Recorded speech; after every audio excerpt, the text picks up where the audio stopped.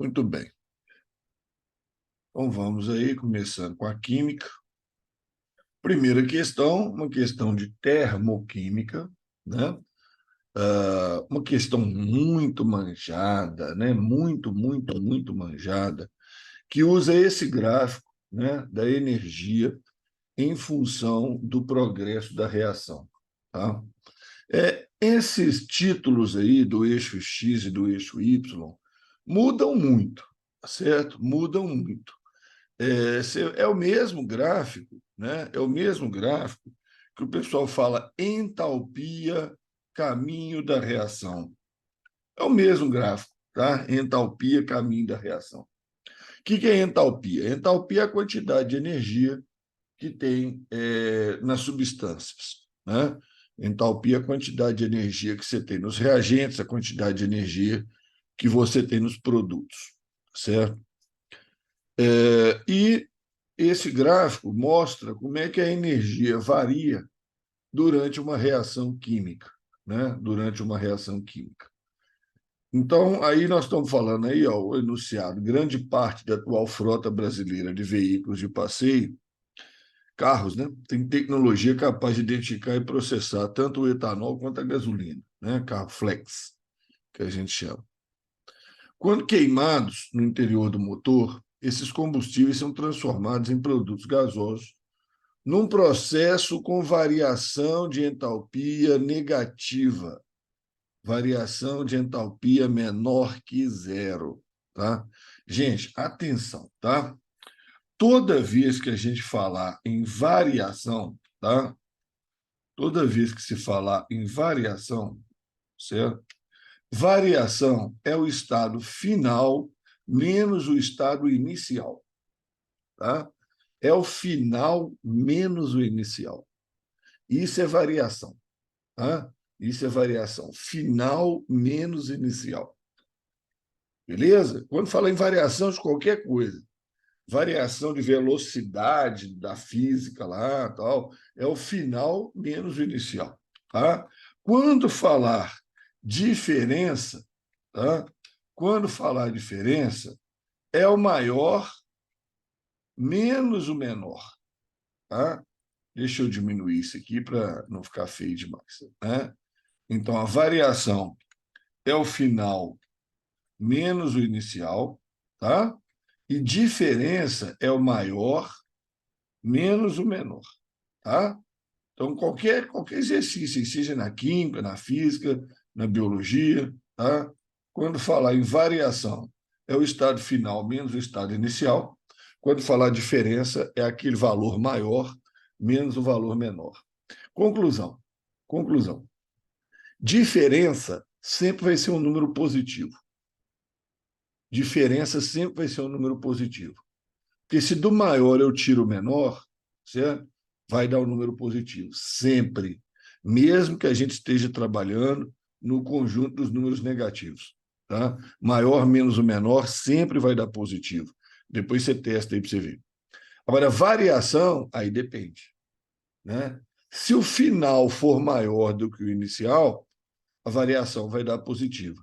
Se o final for menor do que o inicial, a variação vai dar negativa.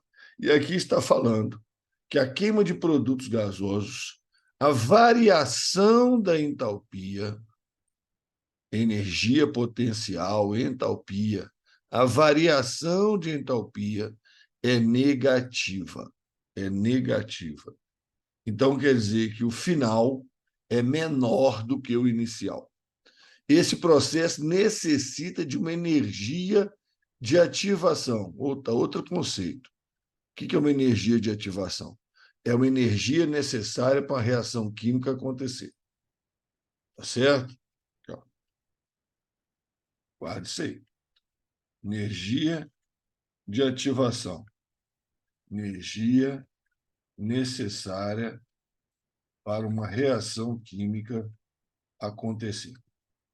Essa energia pode ser muito grande, pode ser muito pequena, mas sempre está presente. Tá? Sempre está presente. Bom, então, nesse caso aí, certo? Nós estamos procurando o ΔH. Eu não vou colocar o símbolo de delta, não, porque vai dar um trabalhão danado aqui. conto com a colaboração de vocês aí, a compreensão. Esse Dzão aí está sendo um delta, tá? Delta quer dizer aquele triângulo, né? É variação, tá? Delta H, variação de entalpia, é a entalpia final menos a entalpia inicial, tá? Variação de entalpia, tá? Delta H. Delta que é triângulo, tá, gente? Só para não gastar tempo aqui fazendo o símbolo de triângulo aqui, que dá mão de obra danada. A queima do combustível, então, tem uma variação de entalpia menor que zero, precisa de energia de ativação, que é muito pequenininha, que é uma centelha elétrica, é uma fagulha lá, né? Pequena fagulha lá na parte elétrica lá do motor, né, que a gente chama de vela, que vai incendiar o combustível.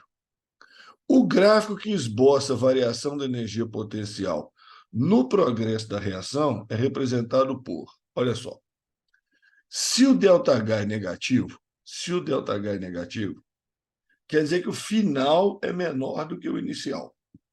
Final é menor do que o inicial. Portanto, esse aqui não serve, porque o final está maior do que o inicial. Esse aqui serve, final está menor do que o inicial. Esse aqui não serve, o final está igual ao inicial. Tá? Esse aqui serve, final menor do que o inicial. Esse aqui serve, final menor do que o inicial. Só que tem um detalhe. O inicial ele tem uma certa quantidade de energia. O inicial ele tem uma certa quantidade de energia. Para a reação acontecer, ele precisa de ganhar um pouquinho mais de energia. E o único que está fazendo isso é a letra E. Olha lá, o inicial tem uma certa quantidade de energia, aí ele precisa de ganhar um pouquinho de energia para a reação acontecer. Aqui não está acontecendo isso, aqui não está acontecendo isso. Tá? Então, essa energia que está sendo ganha aqui, ó, essa energia que ganhou aqui, é a energia de ativação. Essa aqui, esse patamar aqui, é a entalpia inicial. Esse outro patamar aqui é a entalpia final. Ou, se você quiser, entalpia de reagente e entalpia de produto. Tá? Isso aqui é o reagente, isso aqui é o produto. Né? Então, você tem um reagente que tem muita energia. O produto tem pouca. Então, durante a reação química, perdeu energia. É exatamente o que vai acontecer com todos os combustíveis. Né? Um combustível faz exatamente isso. Ele queima liberando energia, ele queima perdendo energia. Então, ele sai de uma situação inicial de maior energia para uma situação final de menor energia. Perdeu energia, reação exotérmica, né? ΔH menor que zero, né?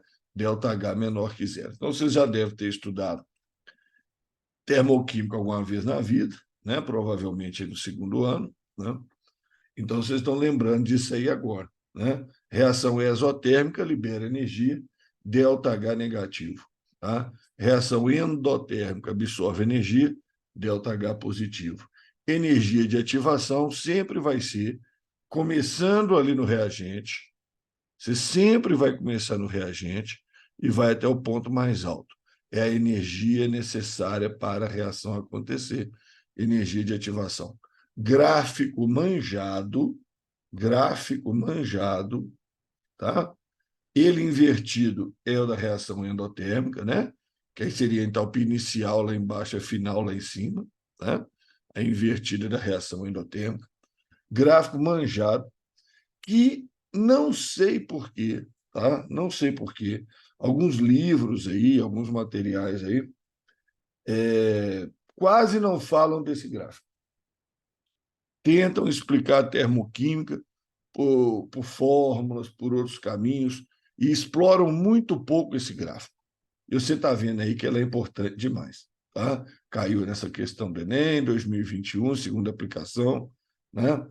Manjadíssimo, viu? Não é a única vez que ele caiu, não. Cai toda hora. Tá? Então, um gráficozinho bem manjado. Certo? Então, letra E. Ainda dentro desse assunto termoquímica, tá? Ainda dentro desse assunto termoquímica, nós temos aqui a nanotecnologia, você sabe que o pessoal ama, o pessoal lá no Enem ama a nanotecnologia. Se você puder ler alguma coisa, tá? Quando estiver folgado aí, arruma um texto aí, nanotecnologia, lê uns 10 minutos aí, só para entender a tecnologia, como é que funciona. Pode ser caracterizada quando os compostos estão na ordem de milionésimos de milímetros, tá? Milionésimos de milímetros, que é o chamado nanômetro, né? Que é o chamado nanômetro. Como na utilização de nanomateriais catalíticos nos processos industriais. Olha aqui, nanomateriais catalíticos. Catalíticos. Opa, peraí. Catalíticos, isso é importante. Catalisadores. Tá? Catalisadores. O que eles fazem? Aumentam a velocidade das reações químicas. Tá? Como que eles fazem isso? Como que eles fazem isso? Diminuem a energia necessária para uma reação acontecer. Mas eu já sei o que é isso, já você falou agora há pouco disso aí. Energia necessária para a reação acontecer, isso, energia de ativação. Energia de ativação. Então, o catalisador faz isso. Ele diminui a energia de ativação. Então, olha aqui, ó, tá vendo aquele gráfico que a gente acabou de usar? Essa é a energia de ativação. Se eu colocar um catalisador, vai diminuir essa altura, vai diminuir a energia necessária para a reação acontecer, né? Vai diminuir a energia de ativação. A reação vai ficar mais rápida. É mais fácil da reação acontecer. Então, o catalisador ele age só nesse pedacinho aqui, ó. Ele diminui esse morrinho aqui, essa energia necessária para a reação acontecer. Não muda a entalpia inicial, não muda a entalpia final, consequentemente, não muda o ΔH, a variação de energia. Tá? Então, o catalisador age ali, certo? Na biologia, a gente tem um catalisador famoso, né? Que age ali diminuindo a energia de ativação, aumentando a velocidade das reações, que são as enzimas, né? Que são as enzimas. O uso desses materiais aumenta a eficiência da produção, consome menos energia, né? Gera menores quantidades de resíduos. O sucesso dessa aplicação tecnológica muitas vezes está relacionado ao aumento da velocidade da reação química envolvida. O êxito da aplicação dessa tecnologia é por causa da realização de reações químicas que ocorrem em condições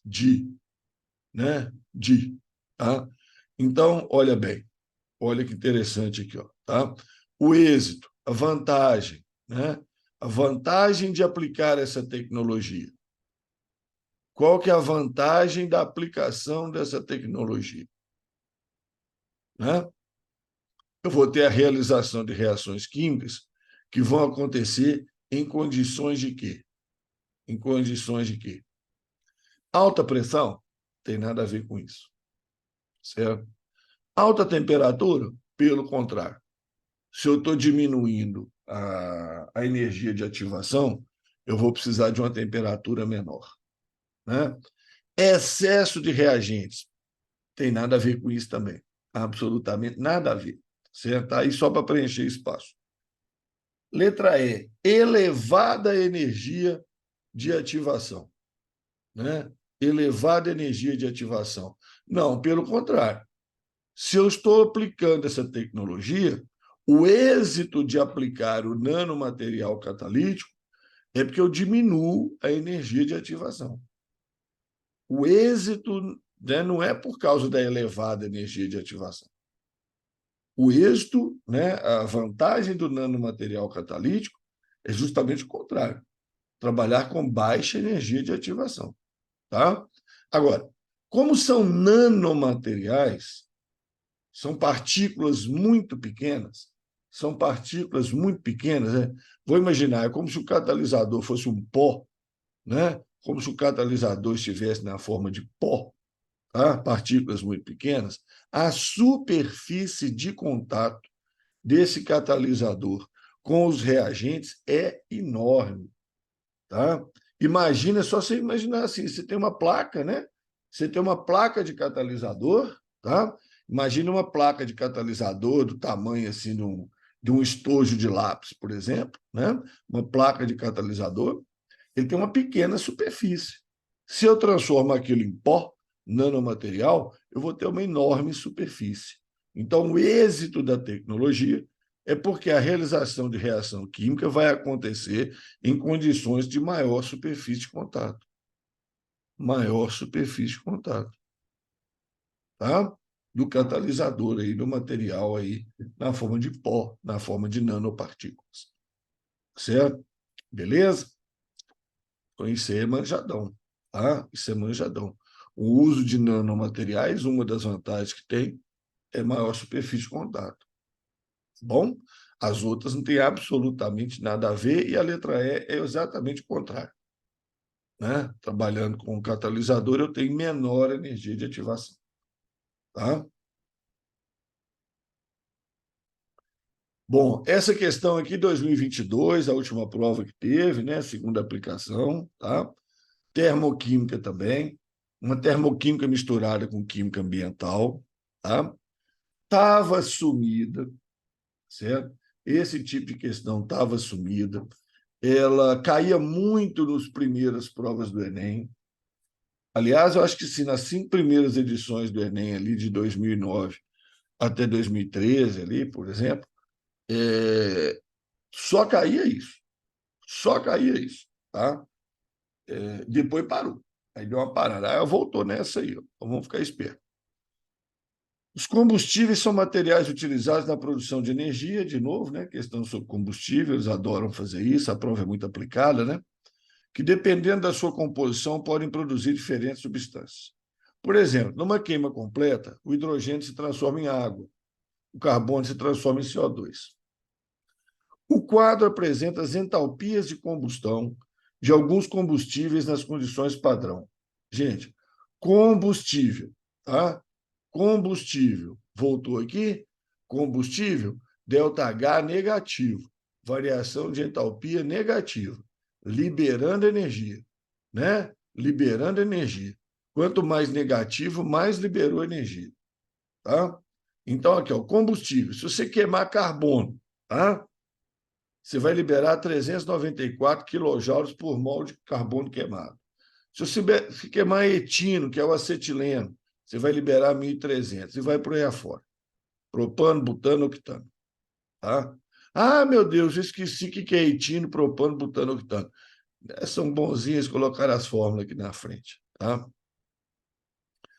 Bom, você sabe que quando você queima um combustível que tem carbono, um dos produtos é o CO2. Né? Um dos produtos é o CO2. E o CO2 tem aquela questão do efeito estufa, caminhando para o aquecimento global. Né?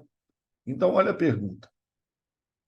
Visando reduzir o impacto ambiental, no caso da produção de CO2, tá? Qual dos combustíveis listados libera maior quantidade de energia com menor produção de CO2? O que eu vou fazer aí, Ramon? Você vai fazer o seguinte: você vai pegar a energia liberada, no caso aqui, 394, e vai dividir para um carbono, porque um carbono vai originar CO2. Um carbono vai originar CO2. Tá? Um carbono vai originar CO2. Beleza? Um carbono vai originar um CO2. Um carbono vai originar um CO2. Então, para cada CO2, é 394 de energia, certo? Aí você vai fazer essa conta agora para todos. Você vai dividir a energia pelo número de carbonos que cada um tem, ou seja, pelo número de CO2 que eles vão produzir. Então, se aqui tem um carbono, vai produzir um CO2, divide por um.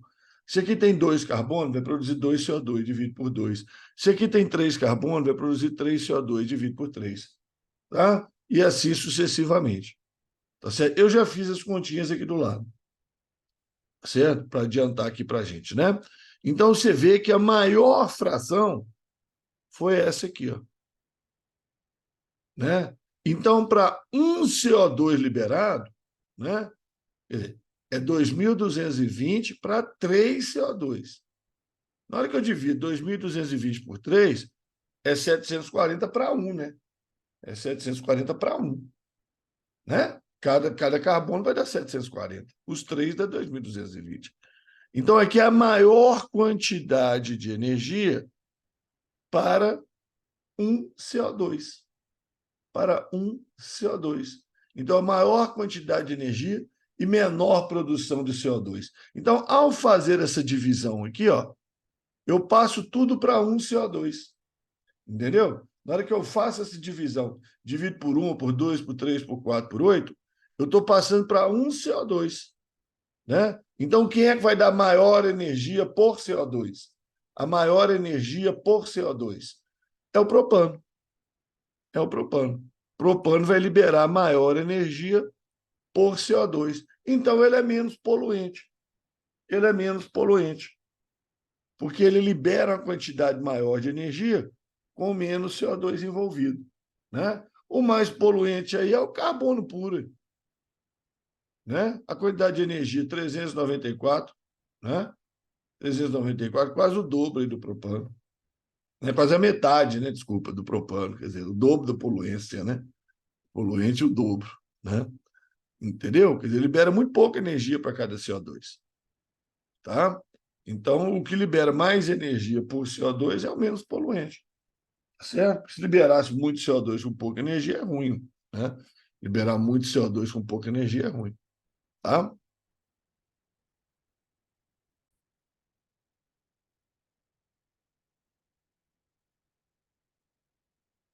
O elemento iodo, I, tem função biológica, né? Tireoide, né? Produção do hormônio da tireoide, e é acumulado na tireoide, ó. Já deu a dica lá.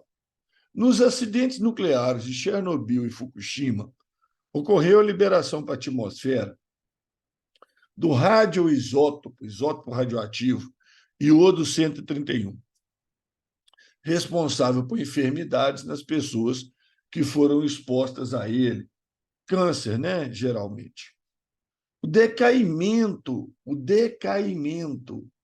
de uma massa de 12 microgramas do isótopo iodo 131 foi monitorado por 14 dias, conforme o quadro. Espera aí, Ramon, decaimento? O que é isso? Decaimento. Quando um elemento radioativo, quando um elemento radioativo emite radiação alfa, emite radiação beta, ele transforma em outro elemento. Então, se no início eu tenho X gramas de um elemento radioativo, com o passar do tempo, já que ele está transformado em outro, essa massa X gramas aí, ela vai decaindo, ela vai diminuindo, né? Então, isso é o decaimento radioativo, tá? 12 microgramas, preocupa com isso não. Se fosse 12 gramas, 12 toneladas, 12 quilos, era a mesma coisa. Foi monitorado por 14 dias. Então, olha, no tempo inicial, eu tinha 12 microgramas. Passou 2 dias, caiu para 10,1. Passou 4 dias, caiu para 8,5. Passou 5 dias, 7,8. Ah, Ramon, passou. Que bobagem, o que eu vou fazer com isso aqui? Presta atenção, presta atenção. Tinha 12. Quanto tempo gastou para cair para metade? Isso é que me interessa. Os outros números aí não me interessam, tá? Me interessa isso aí, ó. Gastou 8 dias para cair para metade, tá? gastou 8 dias para cair para metade. Então, 8 dias é a meia-vida. 8 dias é a meia-vida, tá? Tempo necessário para uma amostra radioativa reduzir-se à metade, tá? E olha aqui, ó, tá vendo aqui, ó, caindo de 7,2 para 3,6, é metade de novo, não é? De 7,2 para 3,6 não é metade? Quantos dias? De 6 para 14? 8 dias. 8 dias. Tá vendo? De 6 até o 14 menos 6, 8, né? Foram 8 dias para cair para metade. De 12 para 6, foram 8 dias para cair para metade. Então está mais que provado, a minha vida é 8 dias. Tempo necessário para cair para metade. Já fizemos questão disso. Após o período de 40 dias, 40 dias, são 5 meias-vidas. Né? A meia-vida é 8 dias, tá certo? 40 dias, né? 8 vezes 5 igual 40. São 5 meias-vidas. Então, olha lá. Após o período de 40 dias, a massa residual desse isótopo vai ser quanto? Então, começou com 12. 8 dias caiu para 6. Mais 8 dias para 3. Mais 8 dias para 1,5. Mais 8 dias para 0,75. Mais 8 dias para 0,375. Aproximadamente mais próxima de 0,4. Mais próxima de 0,4. Beleza, letra D de dado. Tranquilo? Tranquilo? Belezinha? Olha o conceito de meia-vida, então, aqui. Ó. De 12 caindo para 6. Precisou de 8 dias. De 7,2 caindo para 3,6. Precisou de 8 dias, do 6 para o 14. Belezinha, gente? Entenderam? Entenderam? Uma forma diferente, né? Do cara colocar lá, meia-vida é 8 dias. Não, tá? Ele não, meia-vida é 8 dias. Não. Você tinha que olhar no gráfico. Entenderam? Beleza? Beleza, Duda? Só Duda que está acordada aí hoje? Temos mais acordados? Tem mais gente acordada. Bom.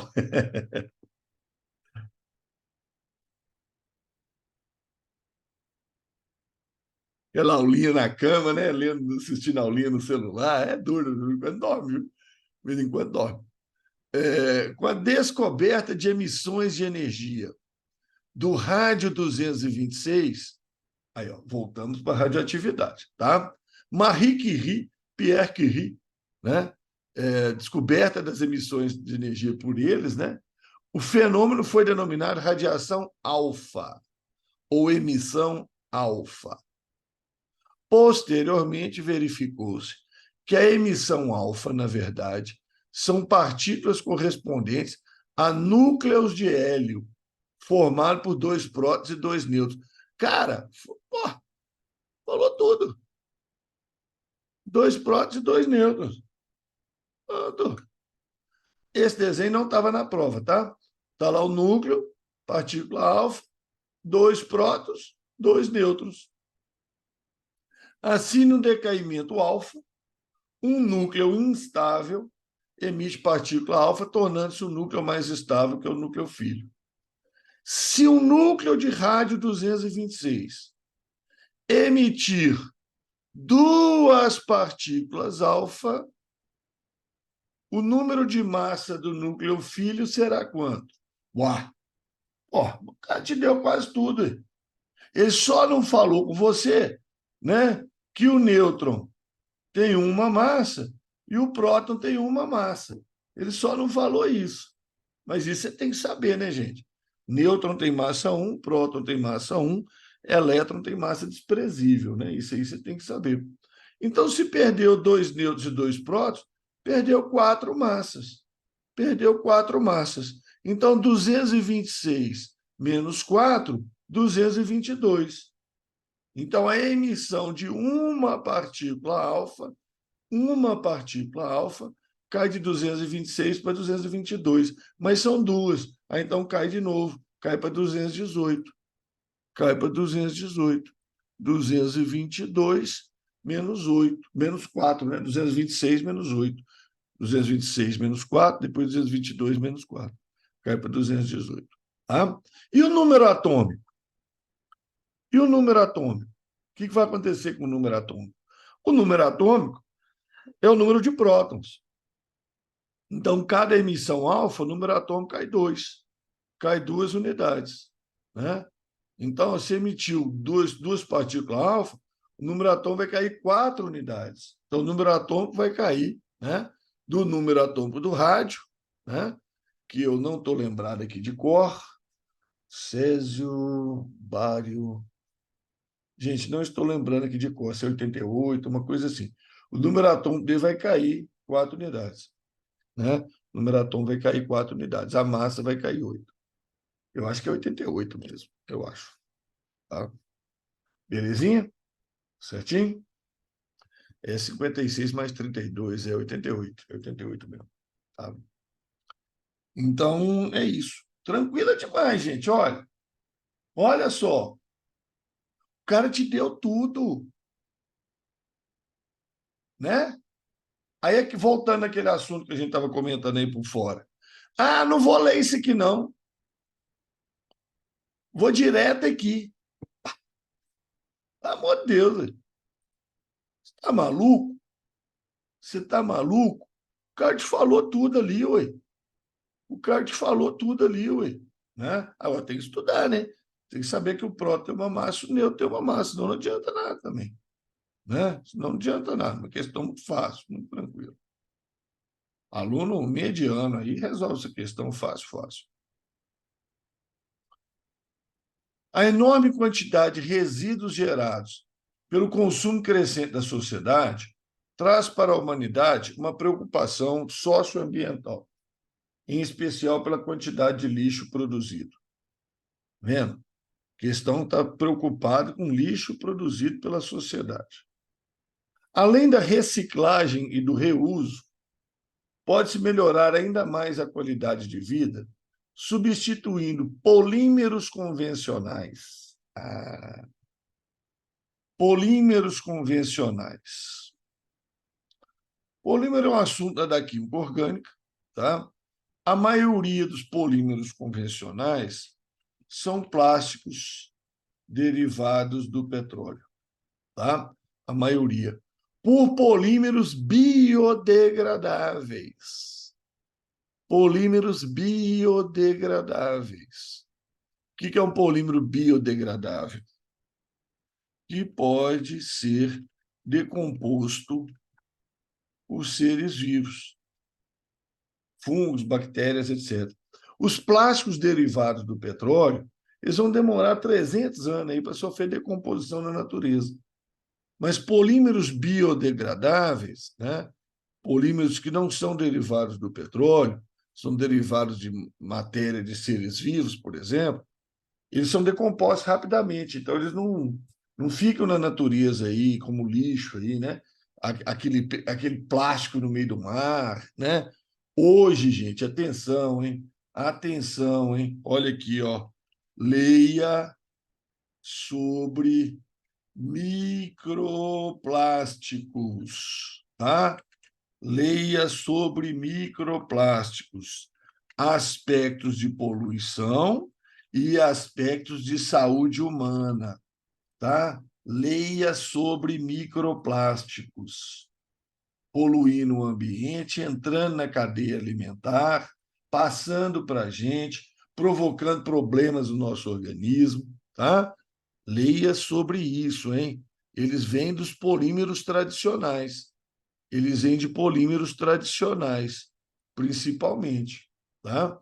Agora, os biodegradáveis são degradados pelos seres vivos, tá?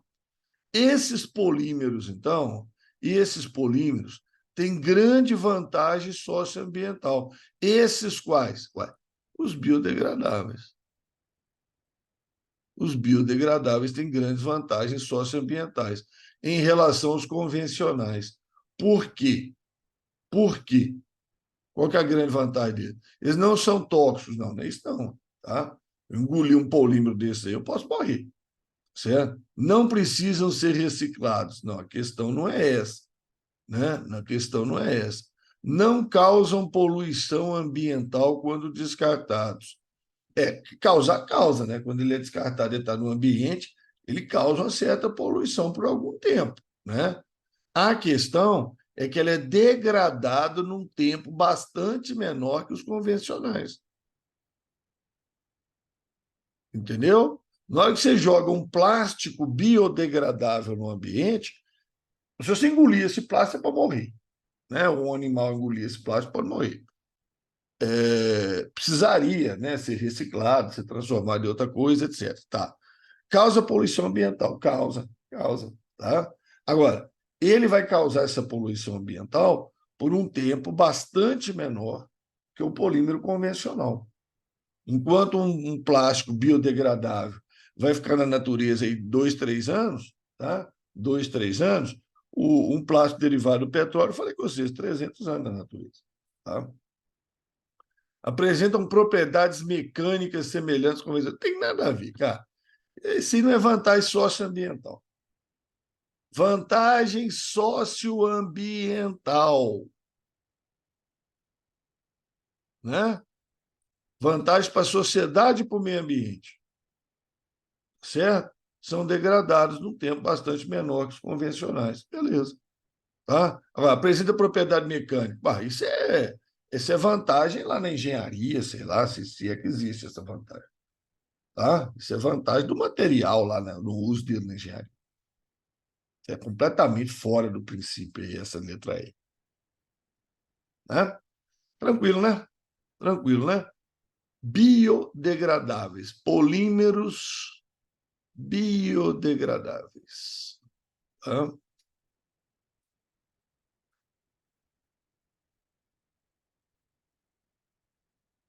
Bom, nessa mesma ótica, nessa mesma lógica, tá? Vem essa questão aí de 2021, segunda aplicação. Segundo a propaganda de uma rede de hotéis, milhões de toneladas de detergentes são lançados na natureza para lavagem de toalhas utilizadas uma única vez. Não sei se vocês já viram, eu já vi isso bastante aí em hotel, né? Não sei se vocês já repararam isso. Lá no banheiro, eles colocam um aviso assim: olha, se você quer que sua toalha seja lavada, trocada, né? Que seja trocada a sua toalha de banho, deixa ela no chão. Deixa ela no chão do banheiro. Se você não quiser, você deixa ela pendurada. Não sei se vocês já viram isso, tá? É para diminuir a quantidade de vezes que está lavando, diminuir o uso de detergente, né? Que implica em poluição, certo? Se você quiser que lava todo dia, troca todo dia, tudo bem. Mas a consciência ambiental, pô, vamos tentar usar 2, 3 dias aquela mesma toalha ali, né? Se ela não tiver muito impregnada, né? Vamos tentar usar ela pelo menos 2 dias ali, né? Para reduzir a poluição do meio ambiente. Quer dizer, é uma ideia de sustentabilidade, né? É uma ideia de sustentabilidade. Então, num projeto para reduzir os impactos ambientais da lavagem de toalha, além de incentivar a sua reutilização, que é isso que eu falei, né? Incentivar a reutilização, tenta usar 2 dias, 3 dias, a rede implementou melhorias no processo de lavagem e substituição dos surfactantes sintéticos por biosurfactantes. Pronto, ferrou. Surfactante.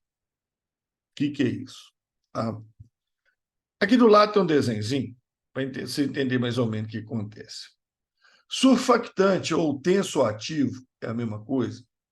É um agente de atividade superficial que a gente chama, tá? Surfactante quer dizer isso. Agente de atividade superficial lá em inglês. São moléculas anfipáticas ou anfifílicas. Hã? O que é isso? Antipática? Não, anfipática ou anfifílica. Tem uma parte apolar hidrofóbica e uma parte polar hidrofílica. Então, aqui, ó, uma cabecinha polar hidrofílica, um rabinho apolar hidrofóbico. Tá? Quando o surfactante está presente num detergente, quando o surfactante está presente num detergente, quer dizer, no detergente, além do detergente, que é outra coisa, tá? Tem um surfactante. O surfactante faz isso aqui, ó. Na superfície da água, tá? As moléculas de água estão grudadinhas umas nas outras. Estão fortemente grudadas. As moléculas de água são fortemente grudadas, forças de atração muito fortes. O surfactante entra no meio. Então, ele atrapalha essa atração entre as moléculas de água. Tá? Isso vai favorecer, tá, a remoção de sujeira que está nos tecidos. Essa ação surfactante, dele entrar no meio das moléculas de água, isso favorece a remoção de sujeira. Certo? Tem duas coisinhas que vocês conhecem de surfactante. Tá? Vocês conhecem surfactante. Aqui, ó. Insetos e aracnídeos que conseguem andar em cima da água. Tá? Por que eles conseguem andar em cima da água? Porque as moléculas de água são muito unidas. Ligações de hidrogênio muito unidas. E isso forma uma película de água ali em cima. E o inseto ou o aracnídeo consegue pisar ali em cima, tá? Dessa camada, que é chamada tensão superficial. Tensão superficial. Tá? Olha aqui, uma agulha flutuando em cima da água. Você consegue fazer isso em casa. Tá? Pega uma agulha fina, né, de costura, põe ela deitada muito devagarzinho em cima de um copo com água. Ela flutua, igual o inseto. Porque o peso dela não consegue romper a união que tem entre as moléculas de água, as ligações de hidrogênio. Mas se você pingar algumas gotas de detergente, se você pingar algumas gotas de detergente na água, o surfactante vai entrar entre as moléculas de água e vai diminuir essa tensão superficial. Por isso que ele é chamado tensoativo. Diminui a tensão superficial. Tá? E aí a agulha afunda. O inseto afundaria também. O inseto afundaria também, certo? Então, o surfactante faz isso, tá? Ele altera essa propriedade ali. Em algumas situações, ele é muito útil, surfactante, tá? Então, olha ali embaixo. Diminui a tensão superficial, influencia a superfície de contato em 2 meios. Nos nossos pulmões, existe surfactante. O pulmão nosso produz surfactante, tá? Na parede dos alvéolos pulmonares, certo? Na parede dos alvéolos pulmonares. Para não deixar que essas moléculas de água se atraindo fortemente, acabem fechando o alvéolo. Imagina, todas as moléculas de água se atraindo, todas as moléculas de água se atraindo, a tendência seria fechar, ficar juntas, fechar o alvéolo. Aí o surfactante entra ali na parede, a atração é menor, o alvéolo não fecha. Aí facilita a troca gasosa. Inclusive, tem criança que nasce sem surfactante, tem problemas respiratórios terríveis, tá? Até começar a produzir o surfactante. Às vezes não consegue nem produzir, morre antes. Tá? Somente prematuro, né? Prematuro, tá certo? Menino que nasce com 6 meses aí, né, de gestação, eles não têm o surfactante ainda. Então é um problema sério, troca gasosa desse que é muito prejudicado. Bom, então o surfactante é uma substância presente no detergente, tá? Que facilita o processo de limpeza, processo de lavagem, tá? Bom, e aí tem o surfactante sintético derivado do petróleo. E o biosurfactante, que é produzido por micro-organismos. E aí entra a mesma coisa da questão anterior, entendeu? Do polímero sintético e do polímero biodegradável. Mesma coisa da questão anterior, mesma coisa. O surfactante sintético, ele é um poluente no ambiente, ele dura muito tempo no ambiente, ele contamina o organismo. O biosurfactante é destruído no ambiente. Mesma relação da questão anterior. Então, qual que é a vantagem de usar biosurfactante? A mesma vantagem de usar o polímero biodegradável. Mesma vantagem. Tá? Aumenta a maciez e durabilidade das toalhas? Não, não é para isso. Diminui o consumo de água utilizado na lavagem? Olha, até pode ser, né? Se ele é mais eficiente, até pode ser. Economiza com a compra de produto de limpeza? Não, não é por causa disso. Incrementa a desinfecção do processo de lavagem? Não, ajuda a desinfetar, mas não é essa a questão. A questão é a letra E. Reduz a contaminação ambiental por resíduos de limpeza. Tá? Quer dizer, em vez do resíduo surfactante sintético, né? Em vez do surfactante sintético ir para a natureza, tá indo o biosurfactante, que é biodegradável, Agora, olha lá, ó, olha lá. O que ele estava querendo? Olha lá. Projeto para reduzir os impactos ambientais. Reduzir os impactos ambientais. É aumentar a maciez? É economizar a compra de produto de limpeza? É incrementar a desinfecção da toalha? Não. Podia ser a letra B, diminuir o consumo de água, mas não provoca tanta diminuição assim, não. Tá? A questão é que o biosurfactante ele vai ser biodegradável, igual aquele polímero biodegradável. Perceberam? Duas questões, ó, extremamente relacionadas. E não se esqueça, leia sobre microplásticos. Não se esqueça, tá? Leia sobre microplásticos. A simples atitude de não jogar direto no lixo ou no ralo da pia o óleo de cozinha, o óleo de cozinha usado, pode contribuir para a redução da poluição ambiental. Opa, de novo, ó. Ações humanas que diminuem a poluição ambiental, né? Usar plásticos biodegradáveis, usar biosurfactante, não jogar óleo, né, na pia. Mas o que fazer com o óleo vegetal que não é mais usado, né? Aquele óleo de fritura, o que dá para fazer com ele? Não existe um modelo ideal de descarte, mas uma alternativa simples tem sido reaproveitá-lo para fazer sabão. Para isso são necessários, além do próprio óleo, né, do óleo usado, água, soda cáustica. Água e soda cáustica. Sabão feito com óleo de cozinha. Tarará, tarará. Certo? Já ouviram falar disso? Já ouviram falar disso? Fabricar sabão com óleo, soda cáustica? O pessoal na roça também usa cinza de fogão de lenha. Cinza de fogão de lenha tem muito sódio, muito potássio. É parecido com a soda cáustica nesse aspecto. Né? Então existe, tá? Pessoal aqui no prédio, aqui em casa mesmo, né? O óleo que sobra aqui em casa é guardado dentro de uma garrafa PET, né? E nós conhecemos duas pessoas que fazem o sabão, né? Fazem o sabão e de vez em quando vai para uma, de vez em quando vai para outra, né? De vez em quando vai para uma, de vez em quando vai para outra. Então aqui tem uma garrafa PET aqui só para isso, né? Para descarte desse óleo usado. Tá? Com base no texto, a reação química que permite o reaproveitamento do óleo vegetal é denominada. Aqui é o seguinte, gente, quem sabe, sabe, quem não sabe, não sabe, tá? Vocês vão aprender isso na química orgânica ainda, tá? Vocês vão aprender isso ao longo do ano aí, deve ser lá no final do ano que vocês vão aprender isso aí. Mas a produção de sabão a partir de óleo soda cáustica chama-se saponificação. Saponáceo, né? Sabão, saponáceo, tá? É uma reação de produção de sabão, é uma produção de saponificação. Tem nada a ver com sapo, não, tá?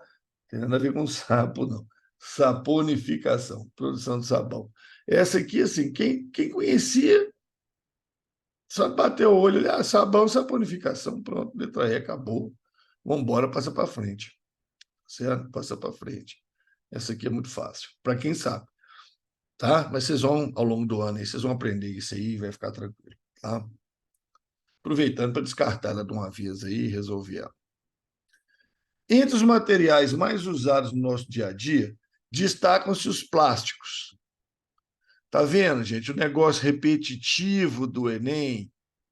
Tá vendo? Tá vendo? Repetitivo, caramba. Tá? Constituídos por polímeros. Olha de novo aí, gente.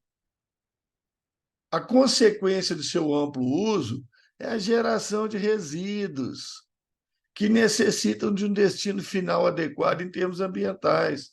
Uma das alternativas tem sido a reciclagem. que deve respeitar as características dos polímeros que compõem o material. Nesse processo de reciclagem, tem etapas. Separação do resíduo, catação, lá na esteira, lá da usina de beneficiamento. Moagem, vai triturar.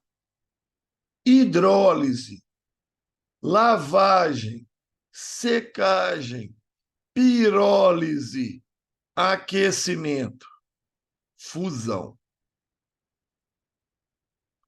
Quais das etapas citadas são métodos químicos? Químicos, tá? Catação. Catação é químico? Não, claro que não. Catação é pegar lá com a mão, não tem nada de química, é processo físico. Moagem, moer. Moir o plástico. Não. Tinha plástico no início, continua tendo plástico no final. Certo? Moer, só moer ele. Continua sendo plástico. A hidrólise, não sei o que é, não. Lavagem, não. Tinha plástico sujo no início, tem plástico limpo no final, mas é plástico do mesmo jeito. Isso não é químico. Secagem, não. Plástico molhado, plástico seco. Continua sendo plástico. Pirólise, não sei o que é isso, não. Aquecimento, fusão, mudança de estado. Não é físico. Aliás, não é químico, né? Processo físico. Sobrou hidrólise e pirólise. Sobrou hidrólise e pirólise. Ah, não sei o que é isso, não. Mas se você sabe os outros, só pode ser hidrólise e pirólise. Né? Hidrólise, lise, quebra. Quebra, feita pela água. Tá? Na presença de um ácido, normalmente, ou na presença de uma base, depende. Tá? Na presença de um ácido ou uma base, vai acontecer uma reação química que as moléculas de água vão quebrar, vão entrar no plástico e vão quebrar. Certo? Vão quebrar as moléculas de plástico. Se está quebrando a molécula, é hidrólise. Pirólise. Piro é fogo. Tá? Então, é colocar fogo, queimar. Tá? Então, a quebra pelo fogo. A quebra pelo fogo. Às vezes, o fogo, o calor, provoca quebra de algumas moléculas, na presença de catalisadores adequados também. Então, lise é quebra, reação química. Hidrólise quebra pela água, pirólise quebra pelo calor, pelo fogo. São reações químicas, letra A. Letra A. Certo? Métodos químicos. Métodos químicos. O resto é físico. O resto não formou nova substância. Né? Catar, moer, lavar, secar e aquecer, isso não forma nova substância. Tá? Mas a lise, a quebra, forma nova substância. Fácil demais, né? Fácil demais, tranquila demais. Não pode inventar moda, tá, gente? Não pode inventar raciocínio. Ah, eu não li o enunciado, não vim direto da pergunta. Ah, para, só. Para com isso. A química verde, ó.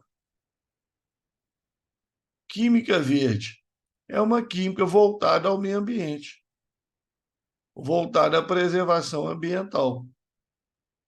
É um ramo da química que prega o desenvolvimento de processos eficientes que transformam a maior parte do reagente em produto. Né? Sem sobrar, sem ter sobras, né? Resíduos, de forma mais rápida, catalisadores, nanocatalisadores, seletiva, utilizem poucos reagentes, produzam somente o produto desejado, evitando a formação de outros produtos que não servem para nada, que sejam resíduos, utilizem solventes não agressivos ao meio ambiente. Assim, as indústrias contornariam problemas relacionados à poluição ambiental, desperdício de água e energia. Então, aqui, ó, utilizar poucos reagentes, somente um produto só, evitar a formação de coprodutos, utilizar solventes não agressivos. O perfil de um processo que segue todos os princípios desse ramo da química pode ser representado por. Então, vamos ver. Ó. Letra A. A mais B mais C dando D. Isso aqui não está bom, não. Porque um dos princípios lá em cima era usar poucos reagentes. Estou usando 3. Além do mais, altas pressões, para você ter altas pressões, você precisa de muita energia. Então, esse trem não está bom, não. A mais B dando C mais D. Bom, 2 produtos, isso não é legal. Ele falou que se tivesse um produto só era melhor, né? Somente o produto desejado era melhor. Agora, reação fortemente endotérmica, voltamos lá no início, lembra? Endotérmica necessita de muita energia. Também não é uma coisa boa do ponto de vista ambiental, não. Certo? A mais 3B dando C. Ah, legal, um produto só. Mas peraí, a reação usa um solvente orgânico. A maioria dos solventes orgânicos é derivado do petróleo. São solventes que são agressivos ao meio ambiente. Solvente que não é agressivo ao meio ambiente é água, por exemplo. A água não é orgânico, né? Esse aqui é legal, ocorre na pressão atmosférica. Beleza. Mas olha a quantidade de reagente enorme, né? Intermediários, vários produtos, né? Aí não é interessante, tá? Agora aqui, ó, esse aqui usa poucos reagentes, um molde A e meio molde B, um produto só, tá? Que é o que eu desejo. Não tem coprodutos, subprodutos indesejáveis. Ocorre com o uso de um catalisador contendo um metal não tóxico. O que seria um metal não tóxico? Metal não é metal pesado, por exemplo, chumbo, mercúrio, cádmio. Tá? Então, letra E é a melhor. Letra E é a melhor. Poucos reagentes, um único produto, tá? E usa um catalisador que não é tóxico. Aí, tá? As outras todas são ruinzinhas. As outras todas são ruinzinhas. Tá? Ah, mas eu não sabia que era química verde. Não, peraí, o enunciado ensinou. Hein? O enunciado ensinou. Né? Se você não leu o enunciado, não vai, filho. Tá? Não vai, tá certo? Não vai, não. Então, isso aí foi a química. Vamos para a biologia. Tranquilo aí a química?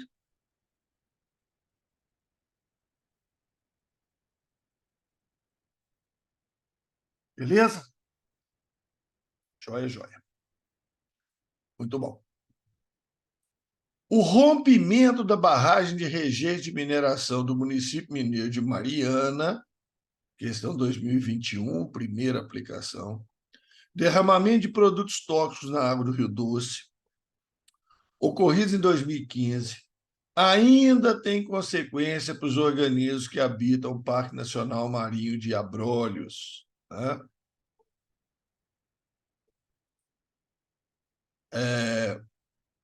Ainda tem consequência para os organismos que habitam o Parque Nacional Marinho de Abrolhos, localizado a mais de 1.000 quilômetros de distância.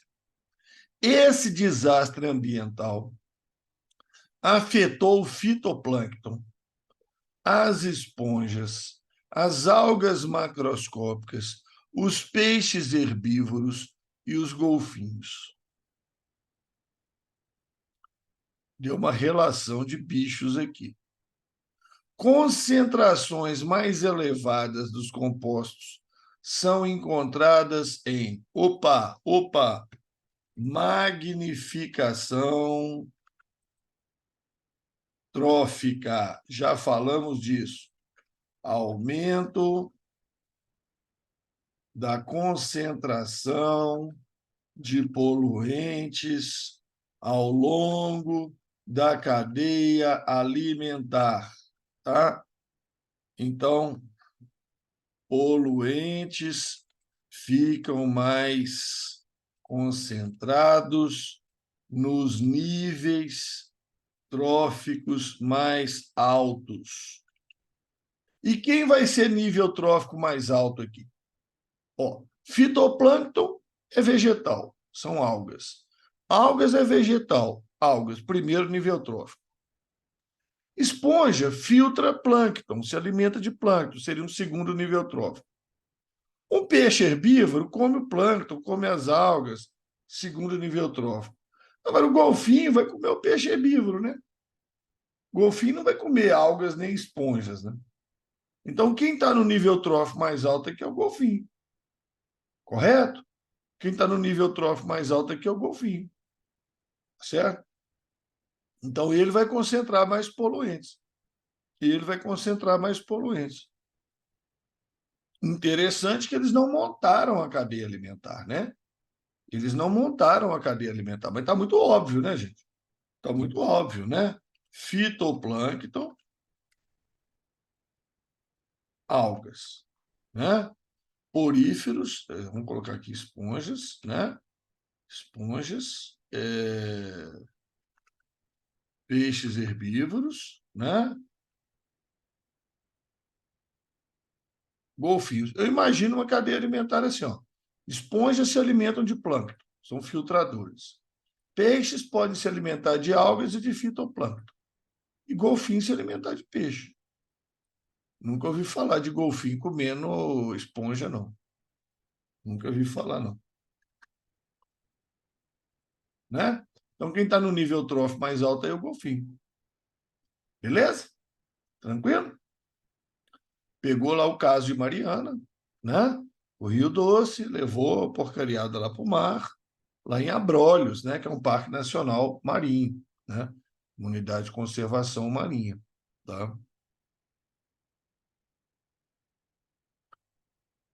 Uma das principais vítimas do acelerado processo de deterioração causado pela poluição e pesca predatória dos oceanos são os recifes, né? Os famosos recifes de coral, né? De novo, voltamos ao oceano, tá? Pesca predatória nos oceanos, são os recifes, que estão encontrando nas modernas impressoras 3D um poderoso aliado para sua recuperação. Cópias quase perfeitas de recifes, produzidas em laboratório, estão sendo colocadas no fundo do mar para recompor o que foi destruído. Olha que doideira, gente. Olha que doideira. Os caras usando impressora 3D para produzir recifes, né, e colocar no fundo do mar para recompor áreas que foram destruídas. Mas como assim, Ramon? É artificial? Eu sei, ué. As primeiras unidades estão submersas há quase um ano. E em cima delas, né, crescem algas, ostras, mariscos, corais, esponjas, entendeu? Elas vão sendo colonizadas, entendeu? Então, não é que estão trocando o natural pelo artificial, não, mas estão trocando o substrato, a base, né? Então, as algas, corais, estrela do mar, ouriço, vai crescer ali em cima, certo? Estão sendo repovoados por peixes, algas e milhares de outras espécies marinhas que dependem dos recifes para se alimentar e procriar. Natureza recriada em impressora 3D, revista Isto É. Essa nova técnica para a proliferação das algas. Vão ler a pergunta, hein? Vão ler a pergunta. Essa nova técnica para a proliferação das algas, é ecologicamente importante porque esses organismos, as algas, são autótrofos, atuando como base da cadeia alimentar marinha. Pronto. Algas microscópicas, fitoplâncton, algas presas no substrato, são base de cadeia alimentar marinha, né? Atuam como consumidores. Você está doido? Alga é produtor. Apresentam diferentes pigmentos, promovendo diversidade de cores dos recifes artificiais. Ah, essa é a importância, né? A importância da técnica é os recifes ficar coloridos, ficar bonito, né? Claro que não. Produzem substâncias gelatinosas, mantendo a integridade dos ninhos existentes nos recifes. Que isso, cara? Não tem nada a ver. Produz substância gelatinosa? Produz, claro. Gelatina, agarra, aqueles negócios lá. Mas não tem nada a ver com isso aí, tá? Não tem nada a ver com isso aí. São decompositores? Não, algas são produtores. Para com isso, tá? Alga não é decompositor, não. Alga é produtor. Então, é autótrofo, básica cadeia alimentar. Vai lá, questão anterior. 2021, 2021, 2. Alunos de um curso de ciências biológicas, em uma aula de campo, avaliaram as características dos ecossistemas aquáticos. Dentre as anotações realizadas pelo grupo de alunos estavam as seguintes afirmações sobre um lago: grande quantidade de peixes mortos, com intensa deposição de matéria orgânica. Número elevado de algas, impedindo a chegada da luz às camadas inferiores da coluna d'água. Esgoto doméstico lançado no lago. Bolhas emergindo do fundo. O lago é isolado do oceano por um extenso cordão arenoso. Gente, isso aí tá com cara de quê? Isso aí tá com cara de quê? Eutrofização. O que é eutrofização? Esgoto com nitratos e fosfatos. Proliferação de algas. Consumo de oxigênio, né? Diminui o oxigênio dissolvido, OD. Mortandade de peixes. Pronto. Esgoto contendo nitrato e fosfatos, prolifera as algas, elas formam uma camada por cima que não deixa a luz entrar. As algas que estão embaixo não conseguem fazer fotossíntese, tá? Só consomem oxigênio, não produzem. Falta oxigênio na água, morre os peixes, tá? Decomposição, bolhas de gás, mau cheiro. Aí, ó, processo de eutrofização, tá? Que é essa proliferação de algas em um ambiente aquático rico em nutrientes minerais, nitratos e fosfatos. Nitratos e fosfatos são nutrientes minerais usados pelas algas, tá? São nutrientes minerais usados pelas algas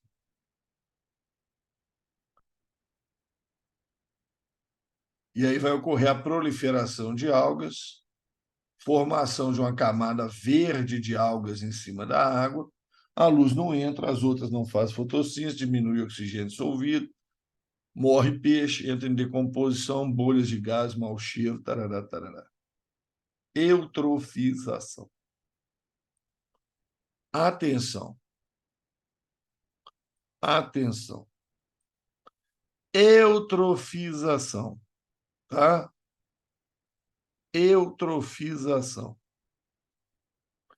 E magnificação trófica são manjadíssimos em prova do Enem.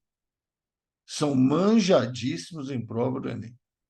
Claro que tem outras coisas manjadíssimas também, mas esses dois aí não pode ter dúvida, não. Tá? Magnificação trófica é o aumento de poluentes ao longo da cadeia alimentar. E eutrofização é esse processo que começa com nitratos e fosfatos provenientes de esgotos, de outras fontes aí, até da agricultura, tá? Com proliferação de algas, diminuição de oxigênio, morte de peixe, tal, tal, tal, tal. Não pode bobear com isso, vai aparecer muito processo, tá? Em campos limpos do cerrado, olha que legal, né? Aqueles campos limpos, tem muita gramínea, pouco arbusto, né? Sobressaem cerca de 25 milhões de cupinzeiros, com até 2,5 metros de altura, que podem se tornar iluminados nas noites de primavera. Isso ocorre pela bioluminescência em larvas de uma espécie de vagalume. Bioluminescência, produção de luz. Tá? Então, gente, imagina lá no meio do cerrado, de noite, aquela noite sem lua, né? Aquela noite sem lua, lua nova, né? Escuridão, aquela escuridão total, certo? lá no meio do cerrado. As larvas de vagalume, vagalume é um besouro, né? As larvas eclodem dos ovos, tá? Cavam buracos ali no cupizeiro, ficam vivendo ali no cupizeiro, e elas emitem luz esverdeada. O cupinzeiro fica bioluminescente, ele fica esverdeado. Então, imagina que bacana isso, né? Aquela escuridão total, noite sem lua, certo? Aqueles cupinzeiros lá esverdeados. Insetos voadores, né? Insetos voadores, vamos lá ver o que é. Você sabe que inseto é atraído pela luz, né? Então, esse brilho dessas larvas, né? Bioluminescentes, as larvas atraem, então, insetos alados. O inseto vai lá ver o que é. Inseto alado é inseto que tem asa, inseto voador, né? O inseto vai lá ver o que é, pá, a larva pega ele e come, né? Então, atrai insetos alados, dos quais se alimentam, né? Então, a larva vai comer o inseto. Pegou, matou, comeu. Entre as larvas do vagalume e os insetos alados, estabelece uma relação ecológica de pegou, matou, comeu. Pegou, matou, comeu, predação, né? Predação.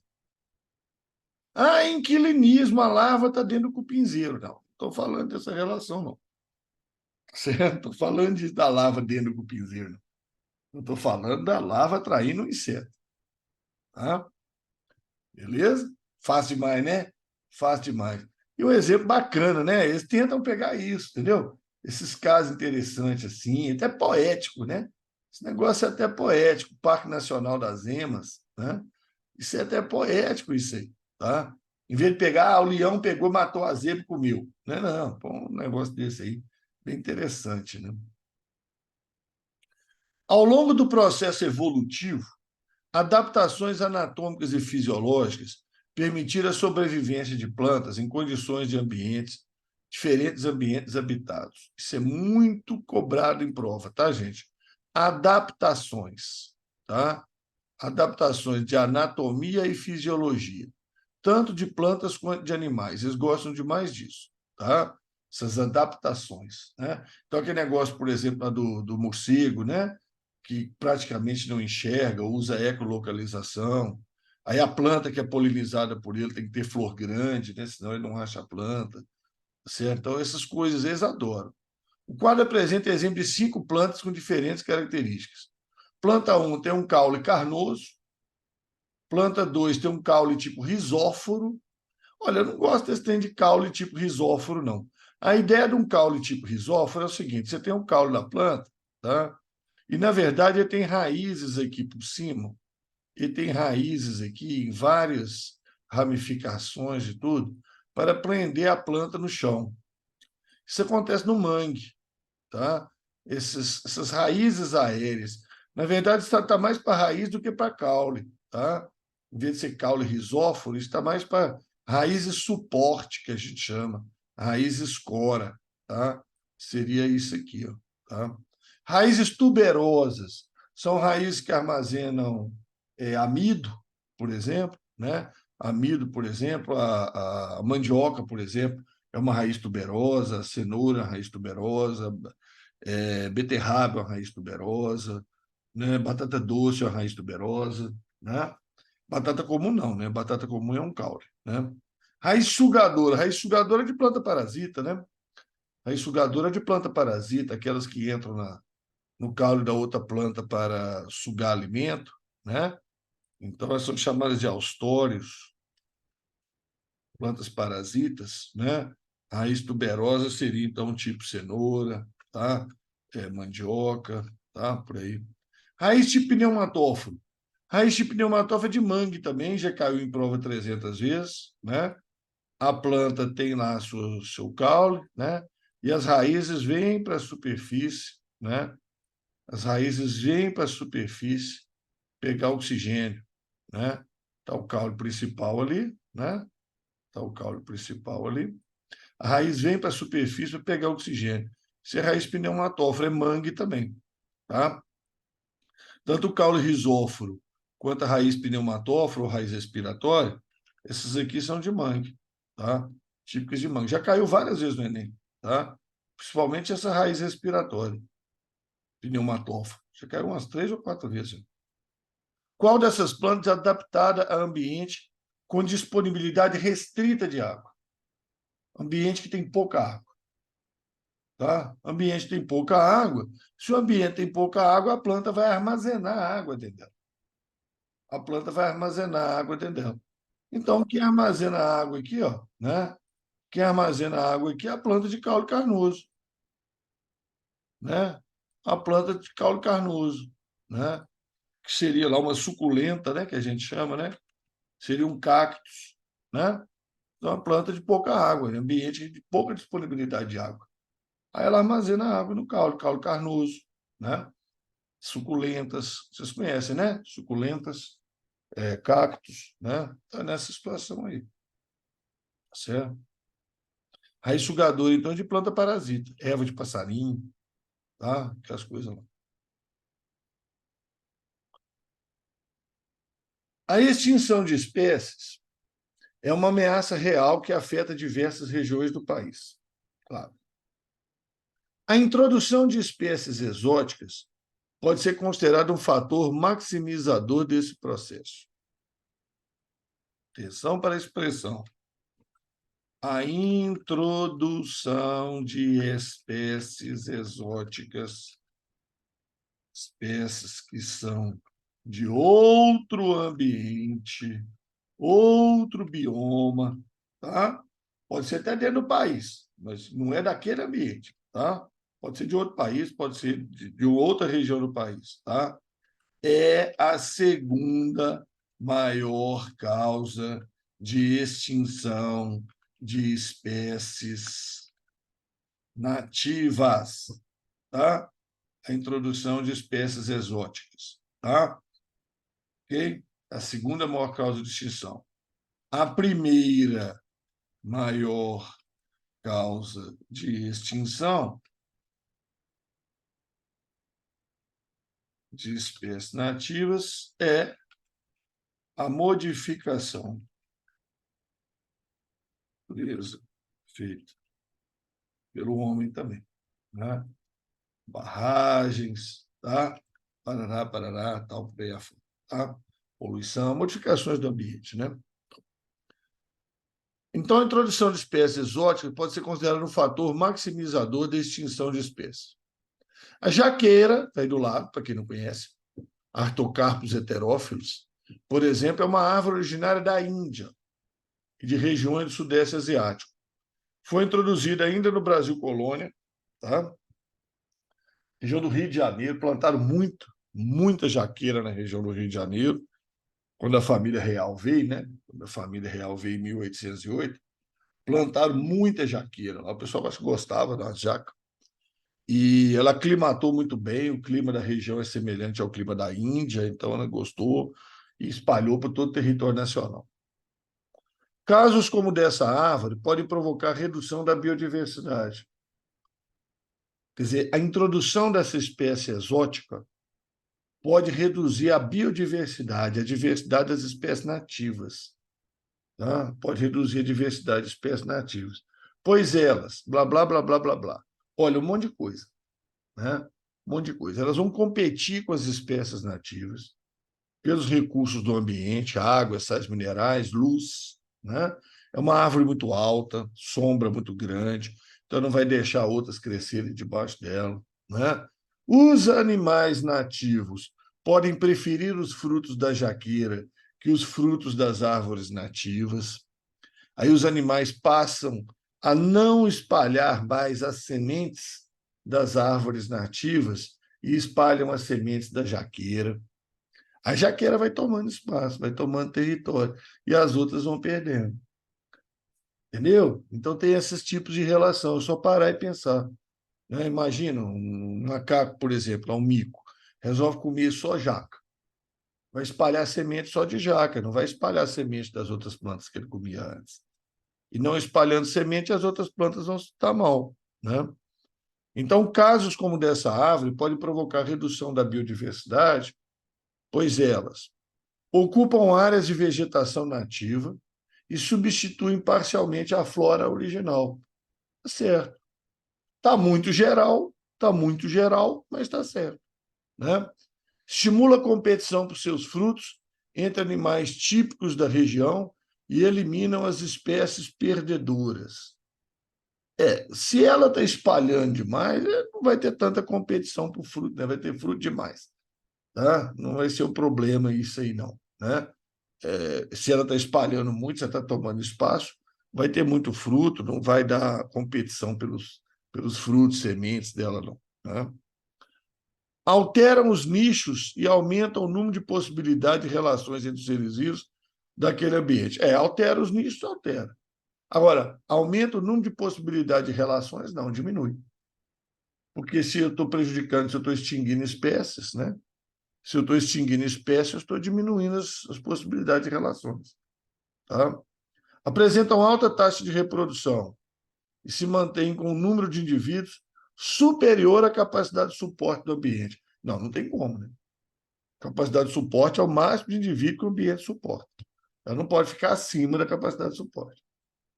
Né? Capacidade de suporte é um conceito, aqui, esse crescimento de população é o máximo de indivíduos que o ambiente suporta. Ela não pode ficar acima. Tá? Ficar acima da capacidade de suporte. Não pode. Diminui a relação de competição entre os polinizadores, facilita a ação de dispersores de sementes e espécies nativas. Não diminui a relação de competição, não, porque ela vai entrar, né, nessa atração de polinizadores. Então, o polinizador agora vai ficar na dúvida se poliniza a outra nativa, se poliniza ela, né? Então, vai ter uma competição aí. E facilita a ação de dispersor de semente? Não, da nativa não. Porque o dispersor vai começar a dispersar a semente da jaca, não da nativa. Não da nativa. Né? As alternativas precisam de muita análise, tá? Muita calma nas análises, mas a letra A está bem genérica e está correta. Ocupam as áreas de vegetação nativa e vão eliminando as outras, substituindo parcialmente a flora original. Tá? De mais fácil análise era a letra A, e era a resposta. As outras tem que analisar com mais calma. Certo? Manjadíssimo isso aí, viu?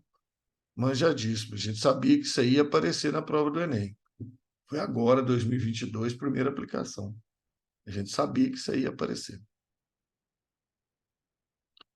Atividades humanas, como a construção de estradas e ferrovias, a expansão de áreas urbanas e agrícolas, contribui de forma determinante para a redução das áreas de vegetação original no processo conhecido como fragmentação do hábitat.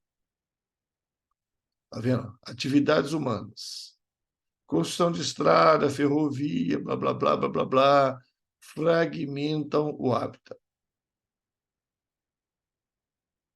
Maior causa de extinção de espécies. Maior causa de extinção de espécies. Particularmente marcante em áreas de florestas. Os impactos sofridos pela biota, né, pelos seres vivos, não estão restritos à redução do hábitat, mas também à modificação das suas características internas, como a diminuição da umidade do ar, o aumento da luz, temperatura e vento. Esse conjunto de alterações no fragmento é conhecido como efeito de borda, podendo se estender por vários metros em direção ao seu interior. Gente, eu tinha uma floresta aqui, ó. Eu tinha uma floresta, tá? Aí eu tenho essa árvore aqui, eu tenho essa árvore aqui, eu tenho essa árvore aqui, tá certo? Tudo é árvore, vista de cima, tá? Estão as árvores aí vistas de cima, beleza? Floresta aí que eu tenho. Muito bem. O que aconteceu? Fragmentei essa floresta, tá? Fragmentei essa floresta. Deixa eu encher mais aqui, vou conversando, tá? Então, aqui, ó, uma floresta vista de cima. Eu vou pegar essa floresta agora, vou desmatar uma parte que eu tenho direito, tá? Eu, como proprietário, eu tenho direito a desmatar parte do meu terreno, né? Aqui na nossa região, 80% do terreno. Então, eu vou desmatar, certo? E vai ficar isso aqui, ó. Vai ficar isso aqui, ó. Tá? Beleza? Desmatei. Tá? Desmatei. Estou desmatando. Certo? Ficou aquilo ali.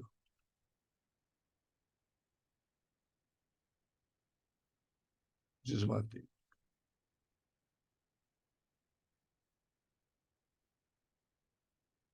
Ficou isso aí. Beleza? Ficou isso aí. Esse é o fragmento florestal.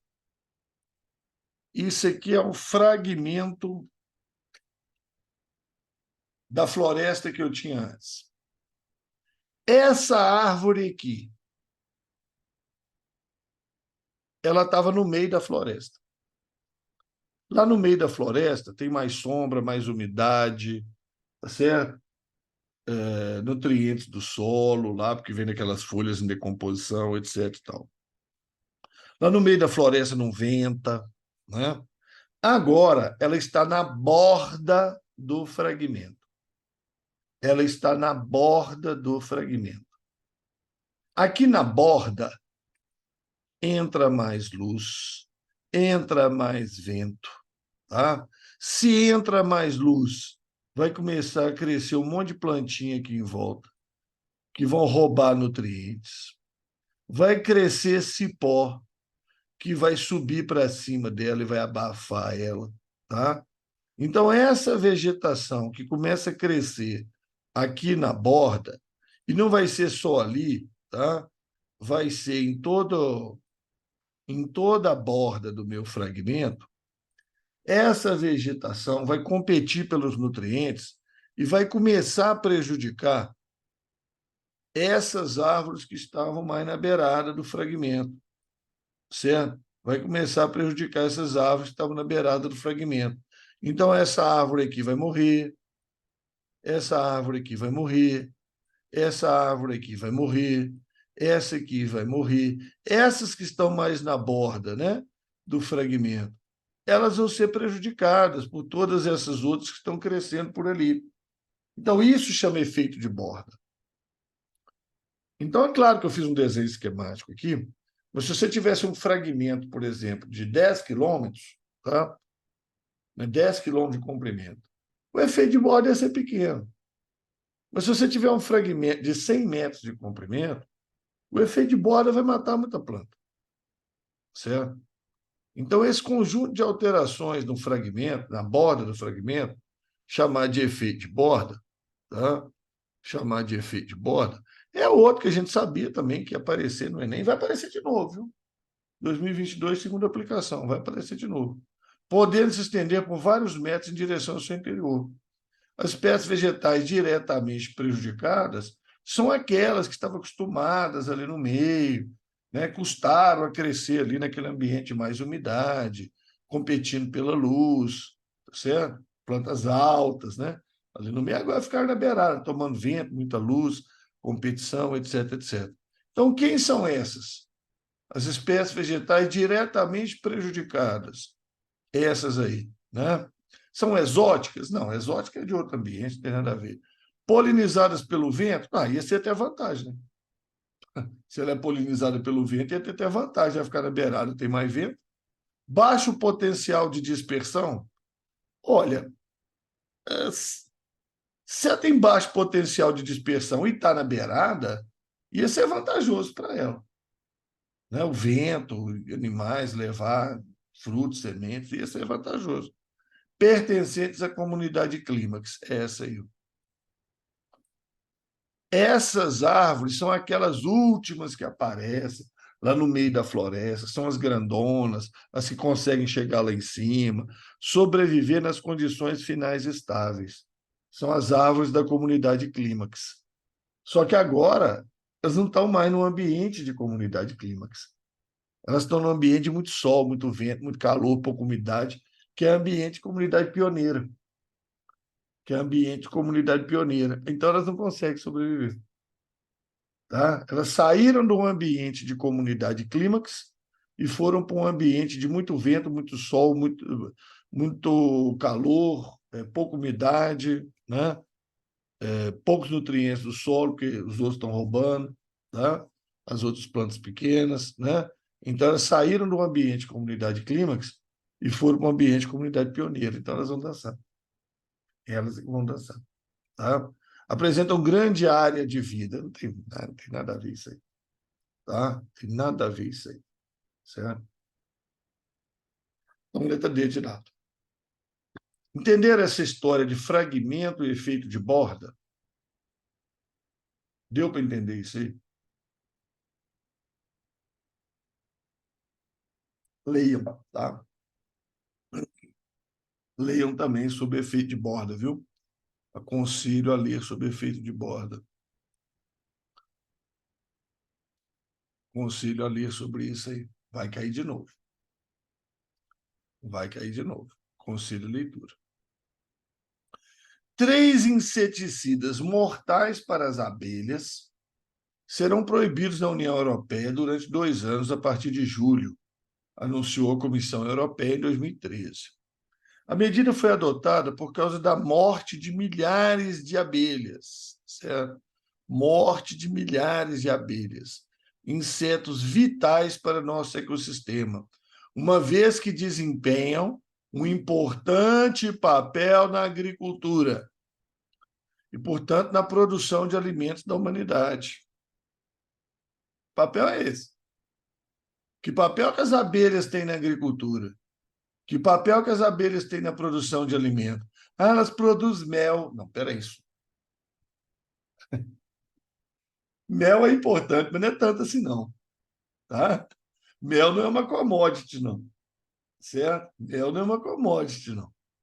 Claro que elas produzem mel. Tá? Mas o impacto da perda das abelhas, quer dizer, o impacto dos inseticidas que vão provocar a morte das abelhas na produção de alimentos agrícolas, tá? É causada por causa de quê? Por causa do mel? Não, claro que não. Tá? Eu sei que muita gente foi na letra A, imagino. Imagina, muita gente foi na letra A. Mas o problema é a polinização. Muitos alimentos aí, muitas commodities, né? Vamos dar um exemplo aqui no Brasil para nós aqui, o café, né? O café é polinizado por abelha.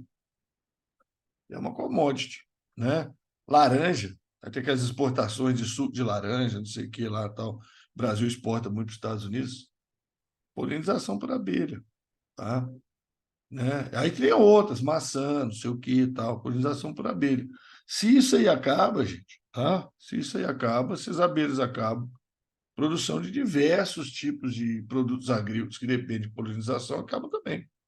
Contaminação do solo com abelha morta, o que é isso? Aumento de resíduos tóxicos nos alimentos? Não, não é por causa disso, claro que isso é importante, mas não é por causa disso. Alteração de cadeia alimentar do ecossistema, não, ele está falando é da agricultura. Ele está falando da agricultura, tá? Então, polinização, produção de frutos e sementes, tá? Polinização feita por insetos, tá? Mel não, né, gente? Mel não é tão importante assim, não. É importante economicamente, vocês estão me entendendo. É claro que eu adoro mel, acho bacana pra caramba, gosto muito, mas economicamente, né? A alteração de hábitats é uma causa bem documentada no que tange a redução de populações de anfíbios no mundo.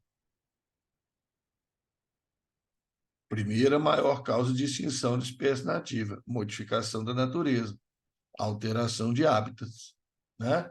Alteração dos hábitats feitos pelo homem, certo? Alteração de hábitos é a causa bem documentada do que tange a redução de populações de anfíbios no mundo. Uma pesquisa feita no remanescente, remanescente é um fragmento, tá? Remanescente é um fragmento. Remanescente da floresta, tá? Remanescente da floresta é um fragmento da floresta, tá? Floresta de Araucária, do município de Fazenda Rio Grande, Paraná, revelou 40% das espécies de anfíbios anuros. O que são anfíbios anuros? Sapos, tá? Daquela região, está associada à mata estudada, distribuindo desde o seu interior até o seu entorno. 40% dos anfíbios, a existência deles está associada à mata. Se tiver mata, estão lá. Se não tiver mata, eles somem. Tá? E lá está havendo uma redução de população de anfíbios. está tendo uma redução da população de anfíbios. Por quê? Alteração de hábito. O que eles estão fazendo? Estão cortando a mata. Estão cortando a mata, alterando os hábitos, provocando uma redução de anfíbios. Por quê? Porque 40% das espécies de anfíbios ali dependem da mata. Está vendo como é que a informação está truncada dentro do enunciado? Mas está lá. Está lá. É isso que vocês têm que pegar com força, tá? E fazer a interpretação, acostumar os cérebros seus a pegar essas informações. É isso que vocês têm que fazer.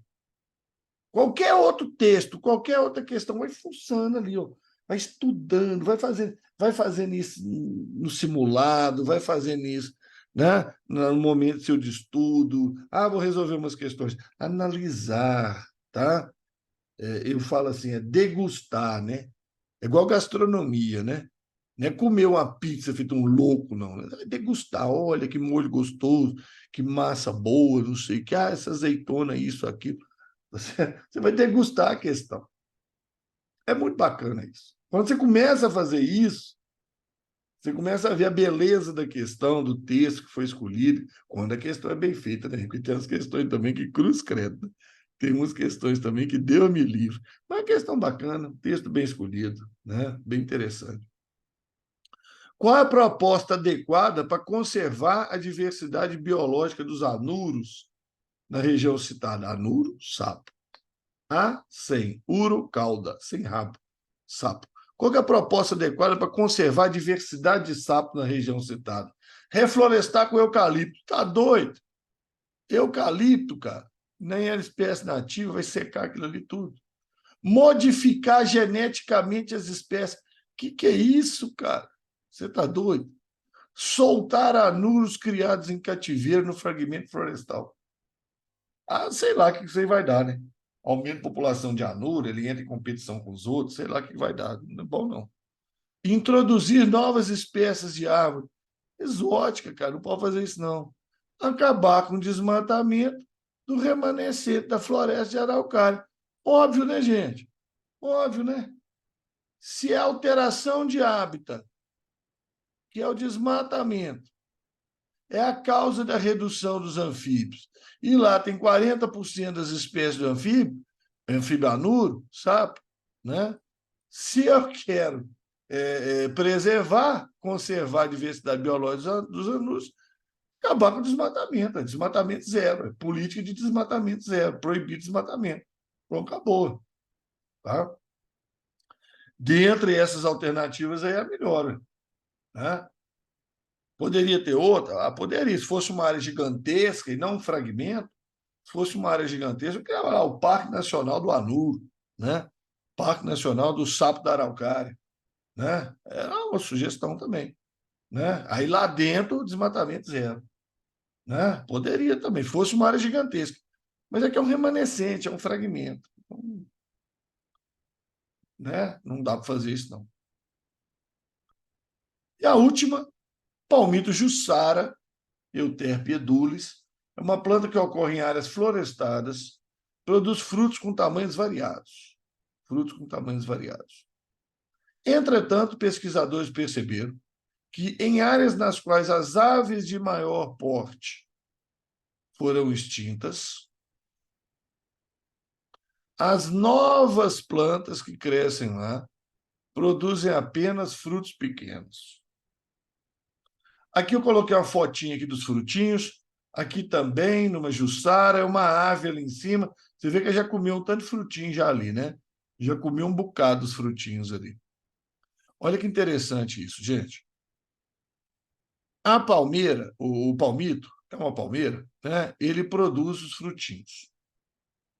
Onde as aves de maior porte foram extintas, os novos pés de palmito que cresceram lá produzem apenas frutos pequenos. Por quê? Porque as aves grandes não tem lá mais, então elas não vão conseguir comer os frutos grandes. Certo?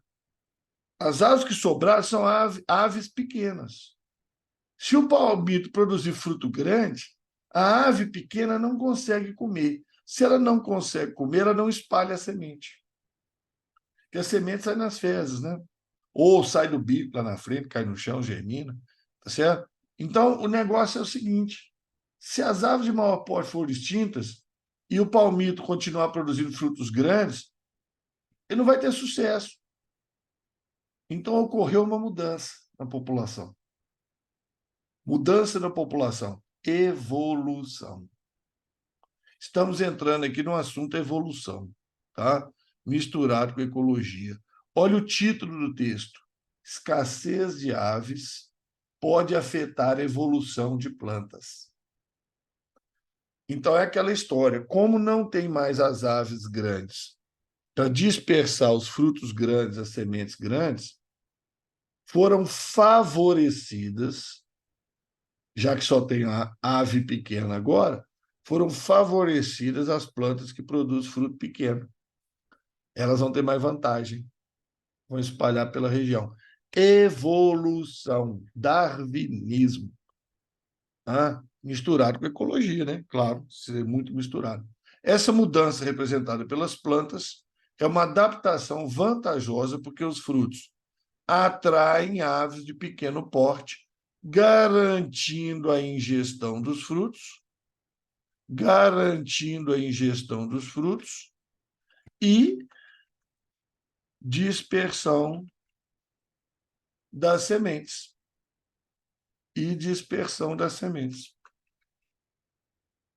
Tá? Então é isso. É vantajoso ela produzir frutos de pequeno tamanho, porque vai atrair as aves que sobraram, que são as de pequeno porte, que vão comer esses frutos e vão dispersar a semente. Ah, os frutos é transportado pelo vento. Não, esses frutos aqui não é transportado pelo vento, não. Uma bolota, isso não é transportado pelo vento, não. Fruto transportado pelo vento é aqueles que têm asinhas, sai rodando. Ah, isso aqui não. Facilitam desidratação das sementes, prolongando durabilidade no solo. Eu quero que ela germine. Acelera a germinação, favorecendo a colonização de outras áreas. Olha, até poderia, né? Mas o problema é relacionar com as aves, que essa letra D não está relacionando. Né? Armazena menor quantidade de fotoassimilados, amido, não sei o quê, mantendo reserva da planta, não tem nada a ver. Nada a ver. Eles viajam, eles inventam uns negócios aí que não tem nada a ver. Fotoassimilados seria produtos da fotossíntese, né? Açúcares, etc. e tal. Nada a ver. Tá? Então, letra A aí é a resposta. Certo? Ó, tem umas questões bem interessantes disso, tá? Eu vou elaborar aquela listinha de questões que eu elaboro aí para o final de semana. Estou até lembrando aqui, eu vou até fazer um desenhozinho aqui, certo? Vou até fazer um desenhozinho aqui para eu lembrar depois qual questão que eu quero elaborar. Preocupa com esse desenho, não. Na hora que eu elaborar, vocês vão saber o que é. Tá? Tem uma questão bacana sobre isso, uma situação prática bacana sobre isso aí. Certo? Tem uma pergunta aqui, Ramon, esse é aquele caso da gralha azul? Não, não é o caso da gralha azul, tá? Porque isso aqui é floresta amazônica e mata atlântica, que tem um palmito de Jussara, tá? A gralha azul é na mata de araucária, né? Mas é semelhante, tá? Mas é semelhante. Então, lá que é negócio, né? O pessoal desmatou. As gralhas que eram as responsáveis pela dispersão das sementes foram embora, e aí não teve mais dispersão de semente. Só que lá não teve ninguém para assumir o local da gralha, né? E aqui teve. Então, as aves de maior porte foram embora, foram extintas, e as de menor porte assumiram o local, então precisando de frutos menores. Tem uma relação, Duda, tem uma relação, não é exatamente aquele caso. Não. Belezinha? Bom por hoje? Bom por hoje? Então eu vou fazer as questões aí para o final de semana, vocês mandam abraço naquelas questões. Está dando trabalho danado fazer aquilo ali, vocês não calculam. Está dando um trabalhão fazer aquilo ali. Tá? E é justamente aqui que a gente propôs lá no início, né?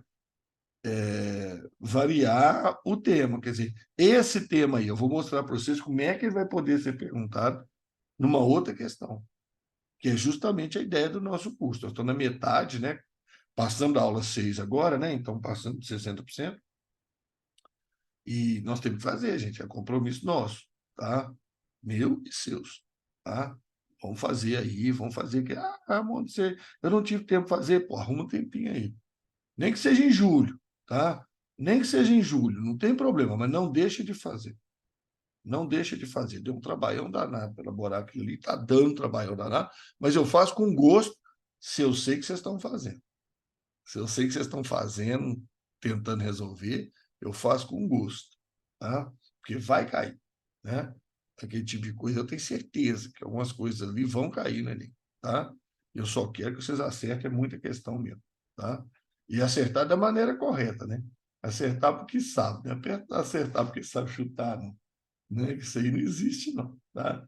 A vida nem funciona nem assim, não, tá? Abração enorme para vocês, uma boa noite, tá?